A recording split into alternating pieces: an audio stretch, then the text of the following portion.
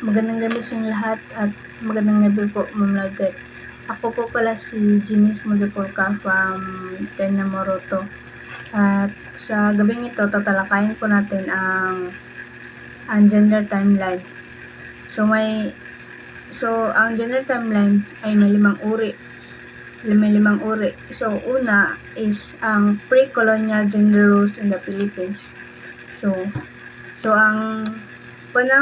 ang panahong pre-colonial sa Pilipinas, bago ang pagdating ng mga Espanyol, noong 1521 ay nagpapakita ng mga lipunan sa madalas ay egalitarian o pantay-pantay sa mga tungkulin ng kasarian. Hindi ito ganap na patriarchal tulad ng ibang kultura. Sa halip, ang mga babae ay malaking papel sa ekonomiya, relihiyon at lipunan. Batay sa mga ulat ng mga manlalakbay tulad ni Antonio Pigafetta na nakasama ni Ferdinand Magellan at yung mga ethnographic na pag-aaral ng mga babae.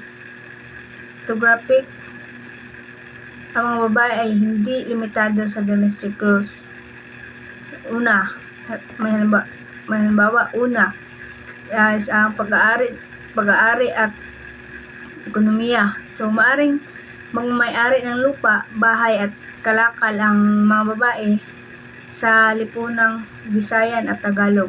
So, maaring magnegosyo, magbenta sa palengke o maging mangangalakal. Ang barter system ay barter system ay bibigay daan sa kanila na maging independent.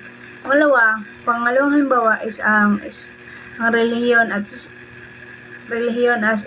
spiritual. So, ang mga babaylan o priestess o shaman ay karaniwang babae na nasasagawa ng ritual, pagpapagaling at komunikasyon sa mga espiritu. So, ito ay isang prestihiyosong tungkulin na nagbibigay sa kanila ng otoridad. So, pangalawa na naman tayo. So pangalawa is ang panahon ng Espanyol. So, sa panahon ng kolonyalisasyon ng mga Espanyol, noong 1521 at 1898, ay nagdudulot ng malaking pagbabago sa mga tungkulin ng kasarian sa Pilipinas. So, nagpapakilala ng patriarchal sa sistema batay sa doktrina ng European norms. So, mula sa egalitarian na pre-colonial na lipunan, ang mga babae ay itinuro na maging submissive na limitado sa domestic sphere, habang ang mga lalaki ay nagiging dominant sa publiko at ekonomiya. So, ito ay naging bahagi ng mas malawak na gender timeline na tinalakay dati. So, usaan ng mga kolonyalismo ay nagdulot ng shift mula sa equality at patungo sa inequality. Sa pangtatlo na naman tayo, sa panahon ng Amerikano, sa kasarian ng babae. So, ito ay sa chronological na buod ng mga mahalagang milestone sa kasaysayan na karapatan ng mga babae at pagkapantay-pantay ng kasarian sa Estados Unidos. So, ito ay nakatuon sa sistema ng Amerikano at sa pagpapaunlad ng mga babae mula sa maagang pagtaguyod hanggang sa mga modernong kilusan. So, ang mga petsa ay humigit kumulang para sa mga pangunahing kaganapan. So, tulad noong 1976, nilagdaan ang Declaration of Independence. So, ngunit hindi kasama ang mga babae hindi binigyang pantay ng karapatan. Sumulat si Abigail Adams sa kanyang asawang si Jan na nag-aalala na aalahanin ang mga babaeng bagong gobyerno. So sa pang-apat sa panahon ng Hapones. So tumutukoy sa panahon ng okupasyon ng mga Hapones sa Pilipinas mula noong 1942 hanggang 1945 sa gitna ng ikalawang digmaang pandaigdig. Sa panahong ito, ang mga babae ay nahaharap sa mga hamon tulad ng pagiging biktima ng kaharasan at pagiging bahagi ng kilusan ng paglaban at pagbabago sa mga tungkulin sa lipunan. So nasa ibaba ng chronological na buod ang mga mahalagang kaganapan na nakatuon sa mga aspeto ng kasarian at karapatan ng mga babae. So ang mga petsa ay humigit kumulang na naman. So noong 1941 to 1942, bago ang okupasyon ng mga babae sa Pilipinas ay nagkakaroon ng bahagyang pag-unlad sa edukasyon, trabaho at salamat sa impluwensya ng mga Amerikano tulad ng suffrage noong 1937. So ngayon, sa panglima na naman tayo sa huling gampanin ng babae sa ating bansa. Ang panghuli is ang kasalukuyang panahon. So, ang kasalukuyang panahon, ito ay tumutukoy sa mga kaganapan na issue mula sa 20s hanggang ngayon, na kung saan ang mga babae sa Pilipinas ay nakakaranas ng mas maraming oportunidad sa edukasyon, trabaho at politika. Ngunit patuloy na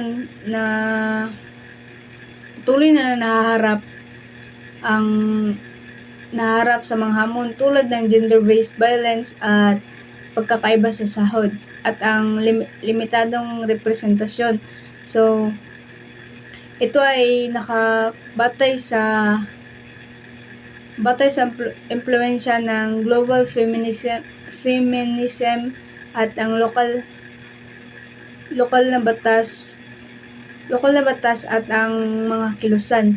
So, ang buod ng mga mahalagang ganap at issue ay nakatuon sa pag-unlad at hamon. So, noong 20s, ang Magna Carta Women of Republic Act of number 9710. So, ipinasa noong 2009 na nagbibigay proteksyon at oportunidad sa mga babae sa edukasyon, trabaho at kalusugan. So, ngayon, dadako tayo sa gampanin ng lalaki sa ating kasaysayan.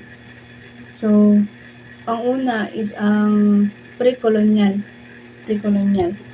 So, ang gampanin ng lalaki sa panahon ng pre-colonial ay tumutukoy sa mga tungkulin at responsibilidad ng kalalakihan sa sinaunang lipunang Pilipino bago dumating ang mga mananakop.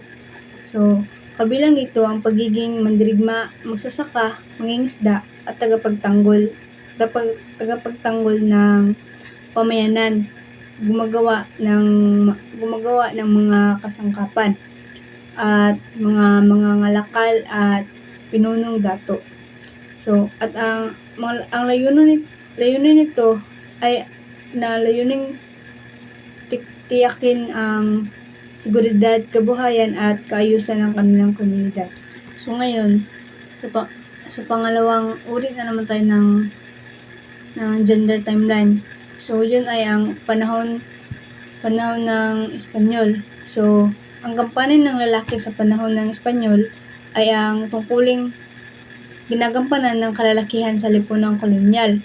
So ito ang kabilang sa salitang pagbabayad ng buwis at pagsasaka, pagiging mandirigma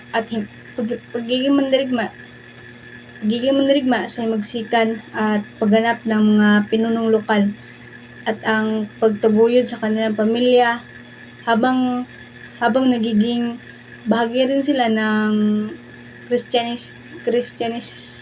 Kristyanisasyon at reformang panlipunan. At ngayon, sa pang-tatlo na naman tayo sa panahon ng Amerikano. So, ang gampanin ng lalaki sa panahon ng Amerikano ay ang tungkuling ginagampanan ng kalalakihan sa lipunan ng pananakop sa Estados Unidos. So, kabilang nito ang pagiging magsasaka, manggagawa, sundalo, profesional at pinunong politikal. So, nagambag ito sa pag-unlad ng ekonomiya at ang kilusang makabayan para sa kalayaan ng Pilipinas. So ngayon, sa pang-apat na tayo, sa panahon ng Hapones. So, ang tungkulin ng lalaki sa panahon ng Hapones ay ang bilang gerilya, sundalo, at tagapagtaguyod ng pamilya at manggagawa. So, minsan, tagapaglingkod sila sa pansamantalang pamalaan para habang humaharap sa mga matinding panganib sa pilitang paggawa at kaharasan sa okupasyon sa ng Hapon. So ngayon, panghuli na tayo, kundi ang sa kasalukuyang panahon. So, ang gampanin ng lalaki sa kasalukuyang panahon ay tumutukoy sa malawak at mas pantay na responsibilidad ng kalalakihan sa lipunan. So, kabilang nito ang pagiging katuwang sa pamilya, profesional, leader, manggagawa, innovator, tagapaglingkod ng bayan, at ang aktibong mamamayan na nag-aambag sa pag-unlad at pagbabago ng bansa.